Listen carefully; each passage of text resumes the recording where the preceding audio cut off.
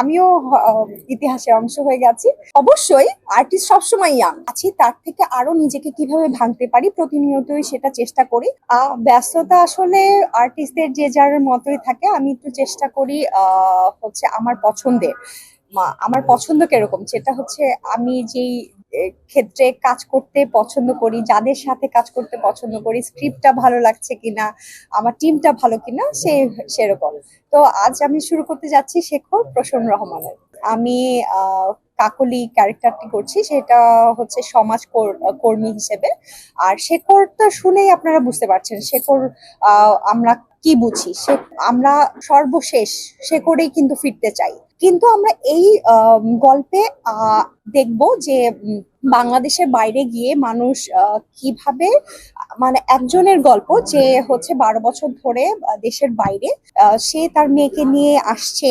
তার মেয়ে কিভাবে করে তার বাবা কিভাবে তার মেয়েকে শেখরের গল্পগুলা দেখাচ্ছে, মেয়ে কিভাবে নিচ্ছে, আমাদের সমাজ সংস্কৃতি কিভাবে সে অ্যাডাপ্টেশনে নিয়ে আসছে, সেটার একটা সুন্দর গল্প দেখব। তার সাথে আমরা দেখব আমাদের সামাজিক কিছু প্রেক্ষাপট, বৈশাখ কিভাবে যাচ্ছে বা কিভাবে আমরা পালন করি, তারপর আমাদের সমাজের কিছু গল্প, এই তো। আর সুন্দর সুন্দর লোকেশন। আমি বঙ্গবন্ধুর বায়োপিকে রোজি জামান ক্যারেক্টারটি করেছি।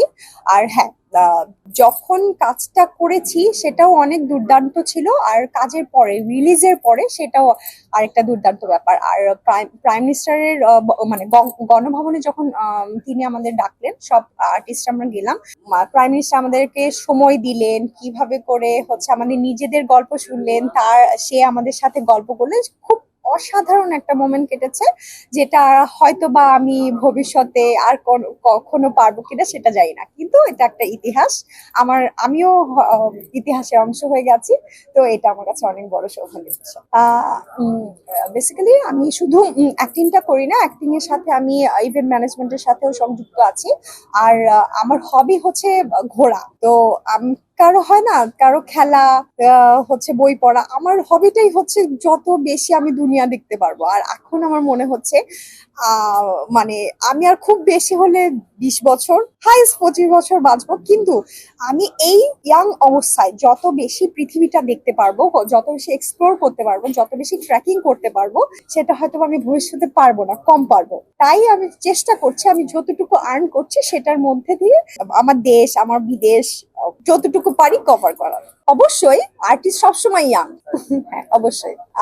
না, সত্যি কথা বলতে হচ্ছে আমরা তো ইচ্ছা করলেও হচ্ছে সেই বয়সটাকে ধরে রাখা যায় না। বয়স হচ্ছে মনের বয়স, রীতিমতো বাড়তে থাকবে, কিন্তু আপনি কিভাবে নিজেকে প্রেজেন্ট করেন সেটা হচ্ছে ডিপেন্ড করে একান্ত আপনার উপরে। যেমন হচ্ছে আমি ফিটনেস ইনস্ট্রাক্টরও, তো সেক্ষেত্রে আমি সেটাও মেনটেন করি।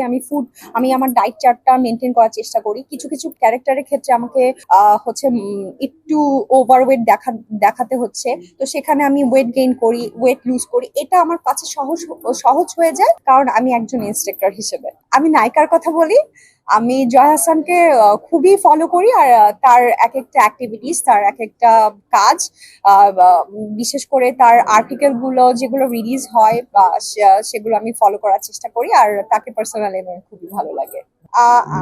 এটা আসলে আমি বলতে চাচ্ছি না, কারণ হ্যাঁ, সিয়ামকে ভালো লাগে। সিয়ামের অ্যাক্টিভিটিস ভালো লাগে, তার কাজের সে কাজ নিয়ে ভাবে, কাজের আগে অনেক স্টাডি করে, সেগুলো আমার খুব পছন্দের। মানে আমি হচ্ছে শুধুমাত্র দেখতে সুন্দর, ক্যামেরাতে ভালো লাগে, সেগুলো আমার কাছে পছন্দ না। যে আসলে ক্যারেক্টারটাকে নিয়ে ভাবি, ক্যারেক্টারটা আমি স্ক্রিনে দেখতে পাচ্ছি যে এই ক্যারেক্টারটা হয়তো বা এভাবে করে কথা বললে আমার কাছে বেশি ভালো লাগবে, সেই ক্যারেক্টারটা যদি ফুটিয়ে তুলতে পারে কোনো আর্টিস্ট, তাহলে আমার ভালো লাগে। তো আমাদের দেশের নায়ক বলেন, নায়িকা বলেন, আসলে একটু অভাব আছে শিক্ষাগত দিক। আমি কি বলছি, সেটা হচ্ছে আমরা যখন প্রফেশনালি আর্টিস্ট হতে আসছি, আর্টিস্টের কিছু কারিকুলাম আছে, সেগুলো যদি আমরা একটু জেনে আসি বা একটু আসার পরে ওগুলো নিয়ে স্টাডি করি বা ওগুলাকে কে নিয়ে কাজ করতে চাই বা কাজ করি, তাহলে সম্ভব। আমি আমি সেক্ষেত্রে যারা সাকিব খান হয়ে গেছেন বা হচ্ছে যারা স্টার হয়ে গেছেন, তাদের উদ্দেশ্যে আসলে কিছু বলাটা আমার জন্য মানে খুবই আপত্তিজনক হবে। কিন্তু আমি বলতে চাই, যেমন আমিও হচ্ছে চেষ্টা করি ভালো কাজ করার, ভালো গল্পকে সিলেক্ট করার, বা আমি যতটুকু আছি তার থেকে আরো নিজেকে কিভাবে ভাঙতে পারি প্রতিনিয়তই সেটা চেষ্টা করি। যেমন আমি থিয়েটারটাও এখনো চেষ্টা করি যে আমি আমার কাজের মধ্যে থেকেও থিয়েটারটাকে সময় দিতে, কারণ আমি যেন হচ্ছে লেস না হয়ে যাই, আমার অ্যাক্টিং এর চর্চাটা যেন থাকে। তো যে যার জায়গা থেকে আমরা যদি চর্চাটা করি তাহলেই পসিবল।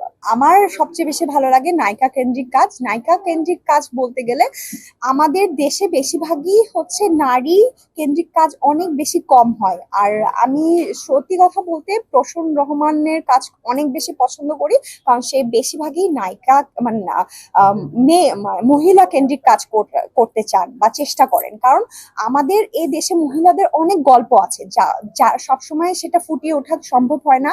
আর বিশেষ করে আমাদের মুভি সেক্টরে সেটার বাণিজ্যিক জায়গা থেকে বেনিফিটও কম হয়। তো সেক্ষেত্রে অনেক ডিরেক্টররাই কাজ করার থেকে পিছিয়ে যান। কিন্তু আমি হচ্ছে দাদাকে সবসময় কংগ্রাচুলেট করতে চাই, কারণ সুতোপার গল্প আমি দেখেছি, অসাধারণ।